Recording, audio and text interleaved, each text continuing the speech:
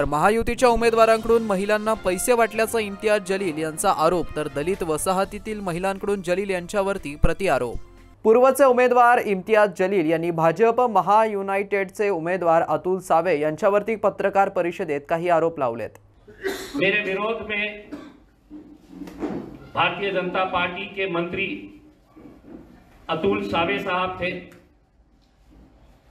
और मैं पिछले 3 दिन से लगातार ये बता रहा था कि रात रात भर गरीब बस्तियों में जाकर और खास तौर से गरीब मुसलमान बस्तियों में जाकर कुछ एजेंट छोड़े गए थे। उनके पास इंक थी और उनको ये टारगेट दिया गया था कि आपने जितने भी गरीब बस्तियां हैं वहां के घरों में जाकर इलेक्शन कार्ड जमा करें, आधार कार्ड जमा करें और उस पर उंगली पे स्याही लगाकर उनसे ये कहा जाए कि हम आपको ये 2000 रुपये दे रहे हैं, ये 3000 रुपये दे रहे हैं, 1000 रुपया दे रहे हैं, अब आपने इलेक्शन के लिए आना नहीं है। कल कई जगह के ऊपर खुलेआम पैसा बांटा जा रहा था, खुलेआम, ये वीडियोस आपको बताएंगे। कई जगह के ऊपर कैसा बूथ कैप्चरिंग की जाती है। वो बूथ कैप्चरिंग के लिए जब हम वहां पर गए तो वहां पर उल्टा पुलिस वालों ने मेरे ऊपर है तो आज एफआईआर रजिस्टर कराए हैं, जबकि पूरा एविडेंस आपके पास है। हम पूरा एविडेंस दिखा रहे हैं आपको कि किस तरीके से खास तौर से कल के दिन जो खेल खेला गया दोपहर में 3 बजे के बाद दलित बस्तियों में जिस तरीके का पैसा पहुंचाया गया, मुसलमानों के 3 उम्मीदवार को कल 3 बजे पैसा पहुंचाया गया अतुल सावे के। माफी मागायचं त्यानं बोललंय ना ते खरं आहे आणि माफी मागायलाच पाहिजे त्यानं। ते आज आम्ही टीव्हीला पाहूनच आम्ही इकडं आलोय।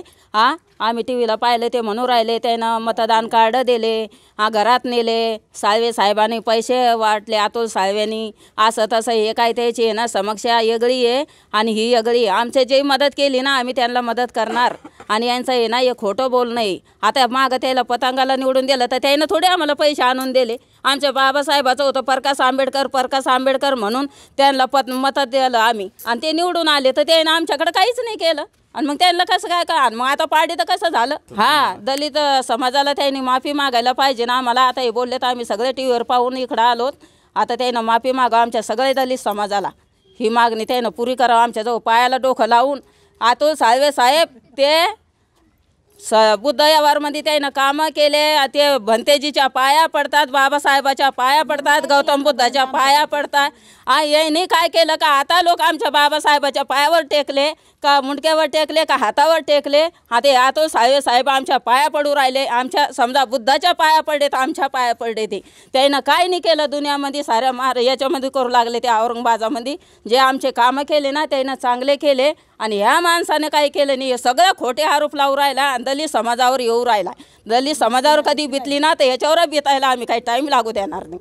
आम्ही तक्षशिल नगर गोंजी गिरणीमध्ये राहतोय। हे एवढं भाषण करू लागले हे इम्तियाज जलील साहेब, त्यानं आमच्याकडे कधी एवढं आम्ही मतं पण केलं त्यांना। प्रकाश आंबेडकरांचा होता पतांग आम्ही त्यांना मतं पण दिलं, त्यानं कधी आमच्याकडे डोकून पाहिलं नाही। आम्ही कोणत्या वस्तीत राहतो, कोणत्या काय करतो, तुम्हाला पाण्याची कशी काय समस्या आहे, कशी काय तुम्हाला बुद्धयावरची आहे, भंतेजीला आमच्या कधी पाहिलं नाही। आता हे अतुल साळवे साहेब आहे ना आमची सारी समस्या पूर्ण केली, बुद्धयावरचे कामं करताय, त्याला हापशा खंदून दिल्या, आम्हाला पाण्याची व्यवस्था केली, बाथरूमची व्यवस्था केली, रोडाची, नळाच्या पाण्याची, म्हणून आम्ही त्यांना मतदान दिलं। तर तुमचं काय गेलं त्याच्यामध्ये?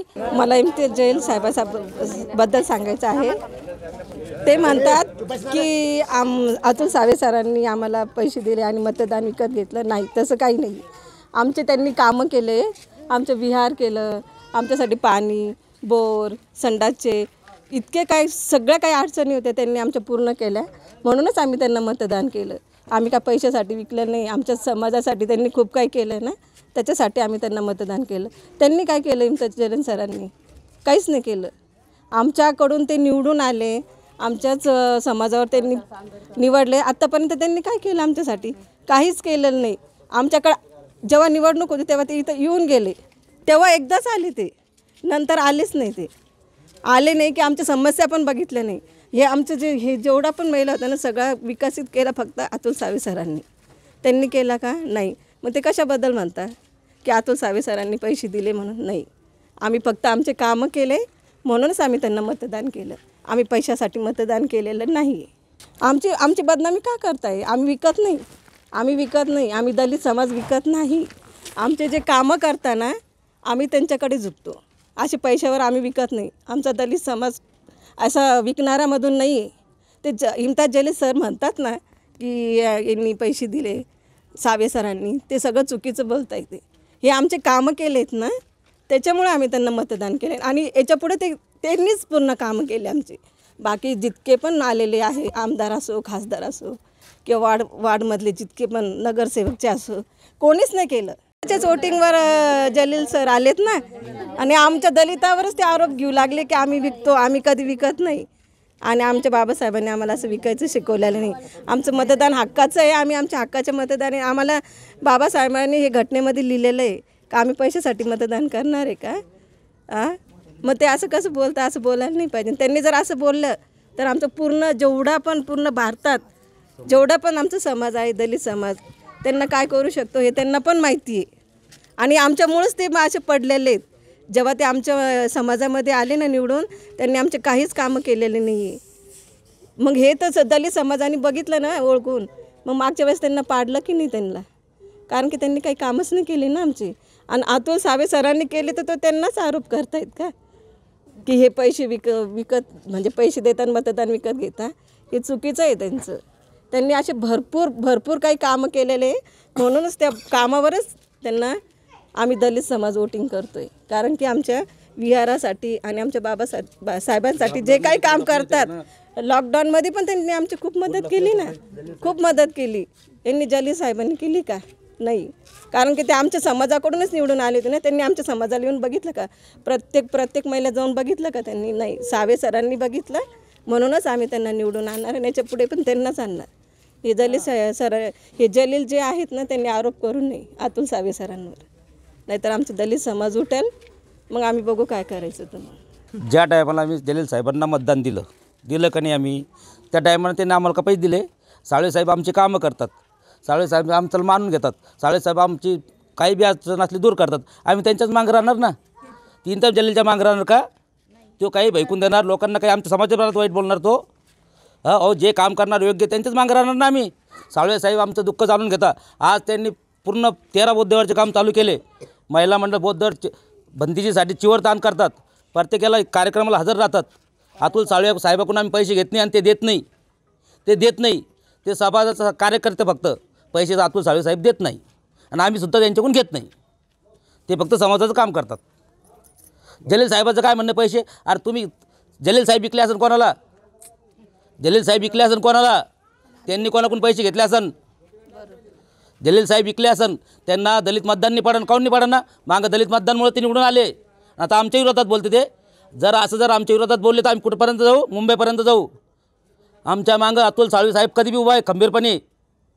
आमच्या मागं खंबीरपणे ते उभा आहे. हे असे आम्ही यायला तर भेटणार आहे का? आम्ही समाज आमचा विकणारा समाज आहे का? अशोक विठ्ठल काळे आणि जलील ज्या आमच्यावर विरोध करतो, आमच्या प्रकाश आंबेडकर संघ विधी केली होती, त्यावेळेस त्यांना आम्ही निवडून आणलं.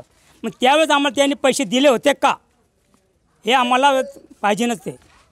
आणि साहेब आमच्याकडे जे आम्हाला मतदान केलं आम्ही का फुकट नाही केलं. आमचं बौद्धवीरचं काम करतो. कुठं बी आमची अडचण आली तर तिथे येऊन उभं राहतो.